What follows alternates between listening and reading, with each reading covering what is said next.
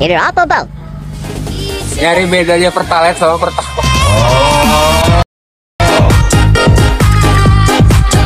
Saya kita nggak tahu ini mau dioplos atau enggak.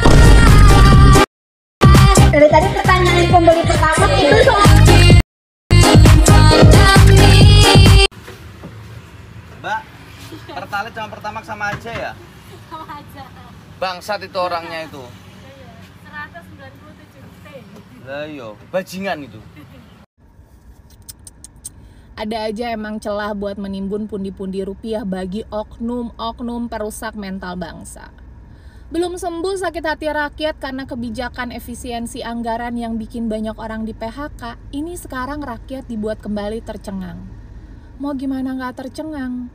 Bensin Pertamax RON 92 yang dijual di Indonesia ternyata dioplos dari Pertalite RON 90. Skandal ini mencuat setelah Kejaksaan Agung mengungkap dugaan korupsi besar di tubuh PT Pertamina Subholding dan kontraktor kontrak kerjasama atau K3S pada periode 2018-2023. Ini rasa nasionalisme gue rasanya dihianati. Gue beli Pertamax itu biar nggak makan subsidi dan dikasih buat yang lebih butuh. Ternyata malah dikasih Pertalite oplosan. Menurut berita nih, modus operasi Pertalite jadi Pertamax palsu ini pengoplosannya dilakukan di depo atau storage milik Pertamina. Pertalite yang seharusnya memiliki oktan lebih rendah yaitu RON 90 dicampur dengan bahan adiktif tertentu agar menyerupai Pertamax RON 92. Setelah di blending, bensin oplosan ini dijual ke masyarakat dengan harga Pertamax yang jauh lebih mahal. Praktik curang ini menyebabkan konsumen membayar harga tinggi untuk kualitas bahan bakar yang tidak sesuai spesifikasi atau underspec. Akibatnya, performa mesin bisa menurun, konsumsi bahan bakar lebih boros, dan emisi yang dihasilkan tentunya bisa menjadi lebih tinggi. Lebih dari itu, produksi di kilang minyak dalam negeri secara sengaja diturunkan agar ada alasan untuk melakukan import. Ironisnya, proses import ini di markup sebesar 13-15%, menciptakan celah bagi para oknum untuk meraup pundi-pundi keuntungan pribadi. Kerugian negara fantastis, 193,7 triliun rupiah. Kejaksaan Agung telah menetapkan 7 tersangka dalam kasus ini, salah satunya adalah Rifa Siahaan, Direktur Utama PT Pertamina Patraniaga. Selain Rifa, ada juga beberapa petinggi Pertamina International Shipping dan kilang Pertamina International yang diduga terlibat dalam jaringan korupsi ini. 193,7 triliun bisa kasih makan ratusan juta orang, ya nggak sih? Pertanyaannya sekarang, akankah keadilan benar-benar ditegakkan atau skandal ini akan menguap begitu saja? Di sisi lain, Vice President Corporate Communication Pertamina Fajar Joko Santoso mengatakan narasi oplosan BBM Pertalite dan Pertamax tidak sesuai dengan pernyataan Kejagung alias misinformasi.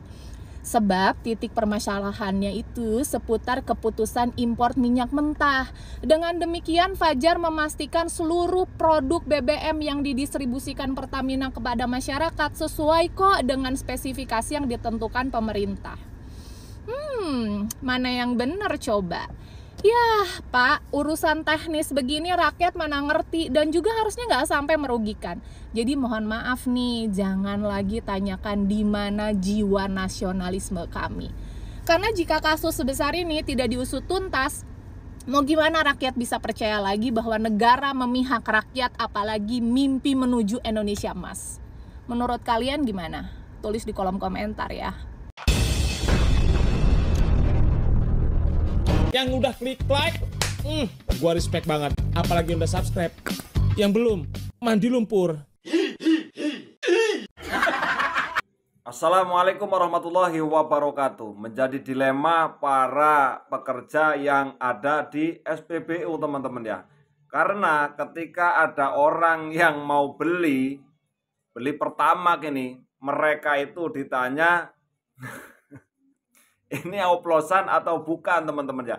Ini imbas dari atasan sehingga sekarang itu yang menjadi sasaran pertanyaan dari masyarakat ketika mau beli Pertamax itu langsung ya ditanyakan hal seperti itu. Kesel nggak kira-kira yang kerja teman-teman ya? Tapi nggak usah kesel, buat yang kerja itu biasa saja ya. Buat mbak-mbak masnya, Anda itu kan nggak salah, jadi biasa aja. Oke teman-teman ya, ada video-video yang menarik dari para netizen ya, tentang Pertamax oplosan. Oke, nggak perlu panjang lebar, yuk kita bareng-bareng tonton videonya bersama-sama. Ya bagus-bagusnya nggak mungkin dicampur, karena itu ada speknya kok.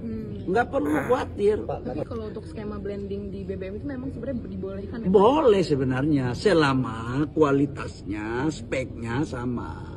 Tapi kan akhirnya memunculkan kekhawatiran publik terhadap produk Pertamax Turbo ya Pak. Oh, kalau itu beda lagi deh. Ya, kalau itu beda lagi. Itu kan ada RON 90, RON 92, 98, 95 sampai 98. Ya bagus-bagusnya nggak mungkin dicampur, karena itu ada speknya kok. Nggak perlu khawatir. Jadi selama ini kita ngisi Pertamax, isinya itu Pertalite. Kenapa sih negara itu suka banget bohongi rakyatnya? Pantesan rakyat miskin Indonesia semakin banyak. Semakin merajalela kemiskinan. Soalnya duitnya dikorupsi sama pejabatnya. Jahat banget sih negara sama rakyat miskin. Ini nih. Ini adalah tempat salah satu bagian yang dikorupsi oleh pejabat-pejabat itu 193 triliun coba. Uang sebanyak itu kalau dibagikan ke rakyat miskin sudah bisa mensejahterakan berapa puluh juta orang miskin coba. Pak Prabowo, gimana tindakan Pak Prabowo terhadap korupsi yang ada di Pertamina ini? Gimana? Gimana? Uang kita, uang rakyat dihabiskan oleh pejabat-pejabat kayak gini nih. Ini nih Pertamina, ini nih yang korupsi ini. Aduh, bahaya, kalian jahat sama orang miskin, jahat. Selamat malam semuanya. Kasus korupsi Pertamina yang sedang ditangani oleh Kejaksaan Agung, di mana salah satu modusnya adalah mengoplos Pertalite untuk bisa menjadi Pertamax, ini benar-benar adalah sebuah kasus yang sangat-sangat memalukan, bikin marah dan sangat memuakkan. Apalagi kerugian negaranya ternyata mencapai hampir 1.000 triliun rupiah. Iya, kalian nggak salah dengar kok, hampir 1.000 triliun. Kalau kemarin ada berita bahwa kerugian negaranya mencapai 193 triliun, itu ternyata hanya hitungan dalam kurun waktu 1 tahun. Itu hanya kerugian setahun gitu. Sementara ini sudah beroperasi hampir 5 tahun. Mereka ngoplos Pertalite ini. Jadi secara total itu mencapai kerugian negaranya hampir 1.000 triliun rupiah. Dan ini belum dihitung dari sisi kerugian masyarakat atau pengguna Pertamax yang selama ini membeli Pertamax, entah itu mobil atau motor masyarakat. Itu pasti jutaan orang terdampak. Dan selama ini mereka nggak ngerasa gitu ya. Nggak tahu gitu. Tiba-tiba sering servis aja gitu kan. Jadi ini adalah sebuah kasus yang sangat-sangat memalukan, dan saking memalukannya itu buzzer-buzzer Mulyono yang biasanya atraktif komentar di kolom komentar itu kemarin nggak ada, sepi, senyap gitu ya. Padahal biasanya apapun isunya, apapun materinya, buzzer-buzzer Mulyono ini selalu komentar Harun Masiku gitu kan. Selalu tuh. Kemarin ketika muncul isu korupsi Pertamina, ini nggak ada. Nggak ada yang berani komentar gitu. Padahal kalaupun saya cuma posting lagi makan atau lagi jalan-jalan, itu tetap aja mereka komentar Harun Masiku. Kemarin nggak ada nih. Mungkin saking malunya gitu, karena kasus ini benar-benar terjadi di rezim Jokowi. Dan ini juga sama lah seperti soal kasus judi online yang juga terjadi marak sekali, dilindungi di eranya Jokowi, dan kemudian juga pagar laut yang juga dilindungi oleh rezim Jokowi waktu itu, dan baru terungkap hari ini setelah terjadi pergantian presiden atau pergantian rezim. Ya kurang lebih sama lah seperti kasus Pertalite yang dioplos menjadi Pertamax ini gitu ya. Aman di rezim Jokowi dan kemudian sekarang diungkap. Dan setelah para buzzer-buzzer itu nampaknya cukup malu dan tidak berani komentar, semalam ini saya baru lihat nih, mulai muncul gerakan-gerakan gitu ya, bahwa kasus korupsi Pertamina ini coba diarahkan kepada Ahok. Ya, karena Ahok kan komisaris Pertamina. Ya begitulah para buzzer gitu ya. Ya memang Ahok adalah mantan komisaris utama Pertamina, tapi yang sedang bermasalah ini kan Pertamina Patraniaga, bukan Pertamina Pusat gitu kan. Iya memang ini adalah anak perusahaan, tapi juga harus dilihat posisi Ahok itu hanya sebatas komisaris utama, tidak punya kewenangan untuk mengatur-ngatur seperti dalam kasus korupsi atau pengoplosan Pertalite menjadi Pertamax. Nggak bisa komisaris begitu gitu. Tapi dari sini saya jadi curiga gitu. Wong sehari sebelumnya mereka nggak ada yang berani komentar kok. Tiba-tiba muncul banyak sekali arahan gitu ya. Muncul sekali banyak sekali komentar untuk menyerang Ahok. Ini ada apa? Mencurigakan ini. Kok tiba-tiba ada arahan untuk menyerang Ahok gitu. Setelah saya coba renungkan, saya coba analisa gitu ya. Kayaknya ini ada upaya-upaya untuk menutupi sesuatu, untuk mengelabuhi supaya kita mengklarifikasi, supaya Ahok ikut berbicara dalam kasus ini. Karena setelah Ahok berbicara dan kemudian kita fokus mengklarifikasi, maka permasalahan aslinya itu jadi tertutupi. Apalagi ini nampaknya sangat serius sekali operasi untuk menyerang Ahok ini. Karena kemarin bahkan sudah ada beberapa wartawan yang bertanya kepada Kejaksaan Agung terkait kemungkinan untuk memanggil Ahok. Dan pihak Kejaksaan Agung menjawab, ya siapapun akan dipanggil yang terlibat dalam kasus ini. Dan kemudian muncullah berita-berita kemungkinan Ahok dipanggil. Begini jawaban Kejaksaan Agung. Padahal itu pertanyaan wartawan. Nah ini biasanya dalam politik bisa disebut sebagai opsus atau operasi khusus. Jadi kalau sampai wartawan sudah bisa menanyakan dan memancing atau kemudian membuat judul-judul yang provokatif dan menyerang Ahok seperti ini, itu biasanya biayanya sangat-sangat mahal sekali, dan itulah operasi khusus politik yang ada di Indonesia. Biasanya gitu ya. Nggak tahu yang kemarin itu yang biasa atau yang spesial. Nggak tahu. Tapi daripada kita menunggu Ahok untuk berkomentar, daripada kita berfokus kepada klarifikasi atau membantah, saya terus terang lebih tertarik untuk mencari tahu terkait perusahaan Pertamina Patraniaga ini siapa sih gitu ya? Apa sih gitu ya? Ada kaitannya dengan siapa? Ternyata setelah saya coba tanya kepada AI, ternyata ini nampaknya ada kaitannya dengan keluarga Pak Jokowi. Ya karena ponakan Pak Jokowi bernama Joko Priambodo, dia adalah Direktur Pemasaran Operasi Patra Logistik, di mana perusahaan Patra Logistik ini adalah anak usaha dari Pertamina Patraniaga. Makanya nama anak usahanya ada nama patranya gitu ya. Patraniaga, Patra Logistik gitu kan. Ternyata Direktur Pemasaran dan Logistiknya itu adalah keponakan Pak Jokowi. Ini kayaknya yang coba disembunyikan gitu ya. Makanya kita difokuskan atau diarahkan untuk membahas Ahok. Apalagi dari rekam jejak si Joko Priambodo ini, itu juga jadi semakin mencurigakan gitu. Karena sebelum di operasi Patra Logistik, ternyata Joko Priambodo ini berada di Pertamina International Shipping. Nah, Pertamina International Shipping dan Pertamina Patraniaga itu adalah dua perusahaan yang berkoalisi untuk melakukan korupsi dan mengoplos Pertalite menjadi Pertamax. Ini nih ponakannya Jokowi.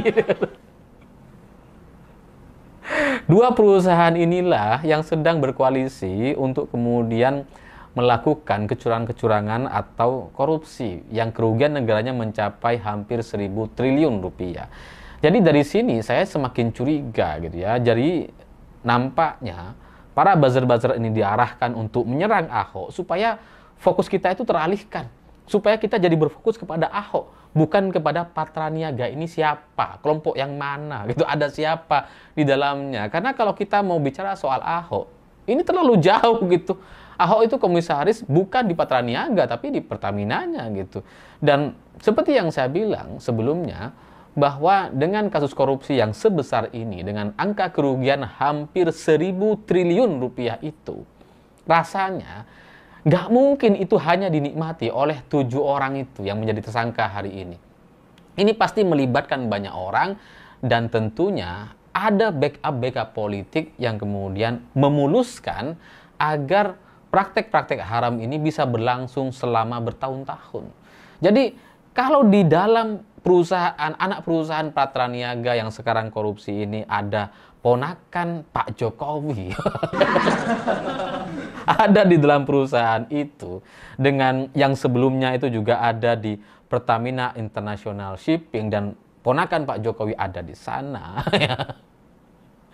Inilah yang nampaknya membuat aparat kita atau penegak hukum kita itu jadi ragu-ragu untuk menindak gitu, karena ada ponakan presiden di sana gitu ya. Jangan-jangan ini sepengetahuan presiden gitu kan. Makanya nggak diproses-proses. Baru kemudian diproses setelah terjadi pergantian presiden. Baru kemudian ditangani setelah terjadi pergantian rezim. Jadi ya inilah yang nampaknya harus ditelusuri. Jangan-jangan selama ini didiamkan atau kemudian dibiarkan.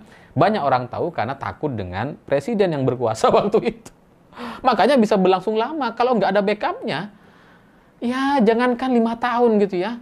Warga kita itu atau rakyat-rakyat kita yang ngoplos itu gitu ya, itu jangankan bertahun-tahun, 6 bulan juga sudah banyak yang ketahuan. Ini bertahun-tahun gitu. Baru diungkap, baru ditindak setelah terjadi pergantian presiden. Jadi saya kok jadi curiga, jangan-jangan ini memang ada kaitannya gitu. Kenapa para buzzer-buzzer tiba-tiba menyerang Ahok? Ya kan? Kenapa tiba-tiba Bahlil membela Pertamina? Ya kan? Wah, blending itu nggak apa-apa gitu, asal sesuai katanya.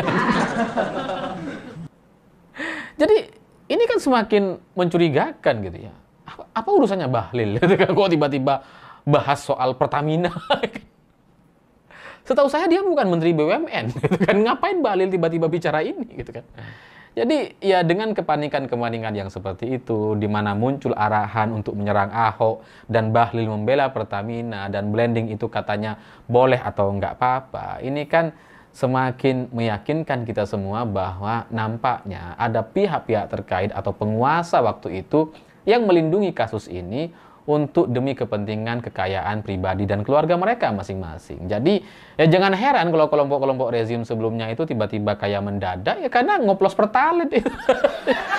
Gak usah heran tiba-tiba mereka punya jet pribadi gitu ya, ke Amerika naik jet pribadi, ya itu kerjaannya ngoplos Pertalite. Jangan-jangan. Jadi ketika Bahlil kemudian coba membela dan membenarkan bahwa blending itu nggak apa-apa, nggak salah atas arahan atau atas aturan-aturan yang ada, ini menunjukkan bahwa memang masalah ini sebelumnya dilakukan oleh banyak sekali orang dan diketahui oleh penguasa waktu itu. Dan pihak-pihak tersangka yang sekarang ditahan oleh Kejaksaan Agung, saya sangat yakin itu cuma para pelaksananya saja gitu. Yang mengarahkan, yang mendapatkan keuntungan paling besar ya jelas orang-orang yang sampai sekarang mungkin tidak tersentuh atau belum muncul ke media.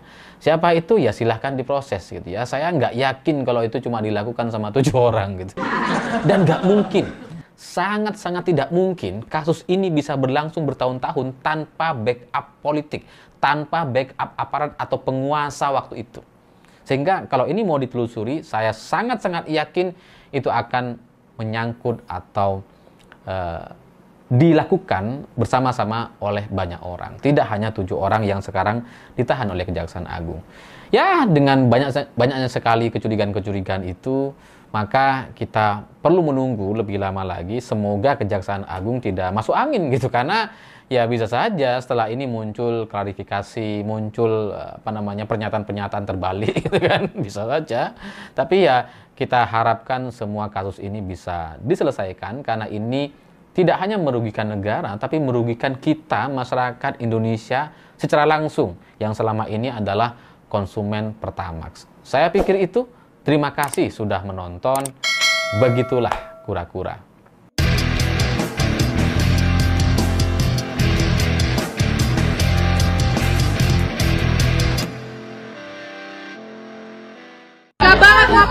Ini Pak. Bang, tolong bang. Kenapa sih Bang? Bang, tolong bang. Gajinya kurang sama masyarakat tau gak? Bang, tolong bang. Gajinya kurang ya Pak. Ini Pak. Pak tega banget sih Pak. Kenapa dioplos Pak? Tahu dapat untung berapa Pak? Uangnya dikemanain Pak? Pak, duitnya dikemanain Pak? Serem dan ngeri. Apanya yang serem dan ngeri? duitnya teman-teman ya.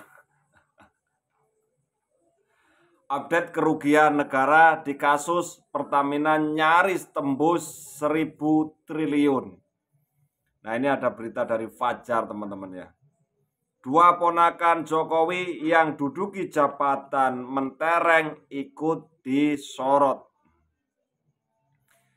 Kasus korupsi di PT Pertamina membuat perusahaan BUMN itu mendapat banyak sekali sorotan dari masyarakat, dari para netizen teman-teman. Kejagung mengungkap kerugian negara Rp 1937 triliun per tahun. Wah, per tahun ini teman-teman ya. Itu terjadi selama 5 tahun dari 2018 hingga 2023. Sehingga total kerugian negara ditaksir 98,5 triliun. Edan apa ora?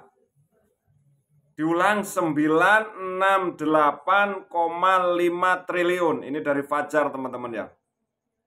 Dan salah satu pegiat media sosial, John Sitorus, juga menyoroti terkait kedua anggota keluarga Joko Widodo yang berada di Pertamina. Nah ini diketahui sanak keluarga Jokowi yang mendapat jabatan mentereng di PT Pertamina itu adalah Bagaskara Ikhlasula Arif selaku manajer non-government di PT Pertamina ya. Kemudian ada Joko Priambodo sebagai Direktur Pemasaran dan Operasi PT Patra Logistik, anak perusahaan dari PT Pertamina. Wah, duitnya iki sepiro kae lur. Luar biasa. Kuwi lek nggo tuku kecamatan lemah iki ule turah-turah lho. Gawe kabupaten dhewe kean iki. Aduh. John Sitorus pun menyoroti terkait dua keluarga Jokowi ini. Untuk Joko Priambodo yang disebutnya tidak butuh waktu lama untuk mendapatkan jabatan direktur. Kalian lupa, dua orang ini adalah keponakan Jokowi yang memiliki jabatan strategis di Pertamina. Tulisnya di cuitan akun X pribadinya dikutip 27 bulan 2 2025. Joko Priambodo Direktur Pemasaran dan Operasi Patra Logistik sejak 20 Mei 2024. Joko baru gabung 7 tahun tapi sudah direktur tambahnya. Nah sementara untuk Baskara yang juga disorot karena bisa mendapatkan jabatan sebagai manajer padahal baru bergabung selama 3 tahun. Baskara, manajer non-government ya di PT Pertamina sejak Maret 2024. Baskara baru gabung 2021 di Pertamina. Hanya butuh 3 tahun untuk menjadi manajer di Pertamina. Serem teman-teman ya ketika kita melihat angkanya aja. Boro-boro triliunan masyarakat kecil ya. Boro-boro miliaran. Ratusan juta. Itu juga belum pernah melihat teman-teman. Benar yang dikatakan oleh Mak Soimah. Itu duit mau buat apa? Begitu banyak. Apa mau dibawa mati? Sehingga dikumpulkan uang begitu banyak. Untuk apa? Banyak orang yang susah.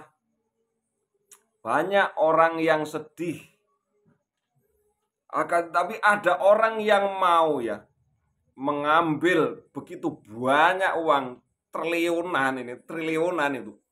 Itu kalau buat sekolahan, kalau buat rumah sakit dikasihkan kepada masyarakat yang kurang membutuhkan. Bedah rumah orang-orang yang belum punya rumah.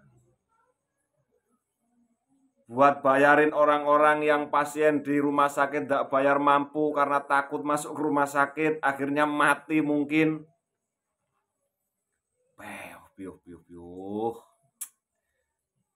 Ia pun menyindir terkait keluarga Jokowi yang disebutnya punya jalur cepat untuk mendapatkan jabatan tinggi. Kalau yang lain butuh waktu berpuluh tahun untuk menduduki posisi strategis itu. Kalau keluarga Jokowi ada jalur cepatnya.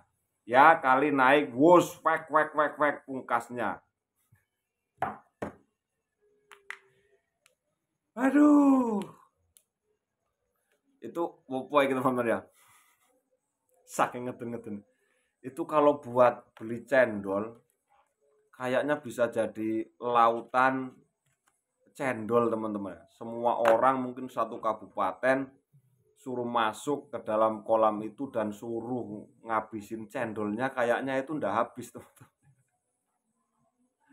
Oke teman-teman, terima kasih. Mohon maaf kalau ada salah kata. Salam sejahtera, salam bahagia untuk kita semuanya. Mohon maaf yang sebesar-besarnya. Wassalamualaikum warahmatullahi wabarakatuh.